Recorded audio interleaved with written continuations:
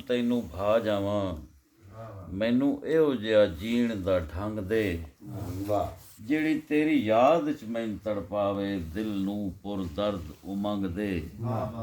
ਤੂੰ ਅਵੈਸ ਦੇ ਮੈਨੂੰ ਜਜ਼ਬੇ ਦੇ, ਸੁਲੇਮਾਨ ਦੇ ਰੰਗ ਚ ਰੰਗ ਦੇ।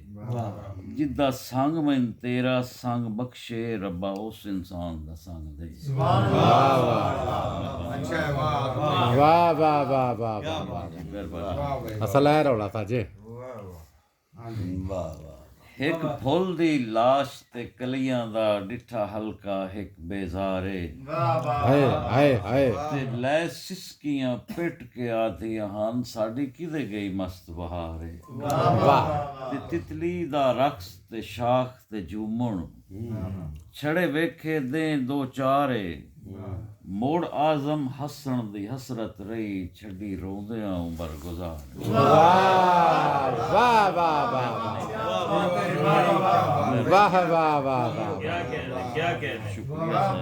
ਵਾਹ ਭਾਈ ਵਾਹ, ਵਾਹ ਭਾਈ ਵਾਹ। ਇਸ ਲੋੜੇ ਵਾਸਤੇ ਤਵੱਜੋ ਚਾਹਤਾ ਜੀ, ਮੇਰਾ ਬੜਾ ਕੀਮਤੀ ਸ਼ੇਰ ਹੈ ਜੀ। ਇਹ ਜ਼ਿੰਦਗੀ ਵਾਂਗ ਪਤੰਗ ਦੇ ਹਾਈ, ਜਿੱਦੀ ਡੋਰ ਕਿਸੇ ਦੇ ਹੱਥ ਰਹੀ।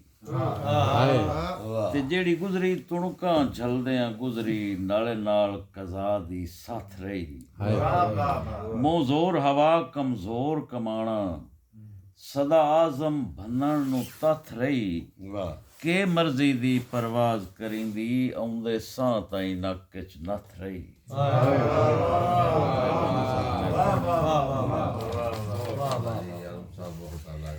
ਬੋਲੀਆਂ ਭਾਈਜਾਨ ਸੁਣਦੇ ਪਰ ਇੱਕ ਬੋਲੀ ਸਿਰਫ ਸਰ ਜੀ। ਮੇਰੀ ਯਾਦ ਵਿੱਚ ਕੰਮ ਤੇਰੇ ਆਉਣੇ, ਪਟੋਲੇ ਮੇਰੇ ਰੱਖੀ ਬਾਬਲਾ। ਹਾਏ ਹਾਏ। ਮੇਰੀ ਯਾਦ ਵਿੱਚ ਕੰਮ ਤੇਰੇ ਕਸ਼ਮੀਰ ਦਾ ਇੱਕ ਸ਼ੇਰ ਜੀ। ਕਸ਼ਮੀਰ ਆ ਸੁੰਦਰ ਕਿਤਾਬ ਦੀ ਮਾਨਤ, ਜਿਸ ਦੇ ਮਫਹੂਮ ਪਰ ਉਲਝਨ। ਵਾਹ। इंदराज ताज़म मुमकिन नहीं, जितने मजलूम पर उलझन। हाय।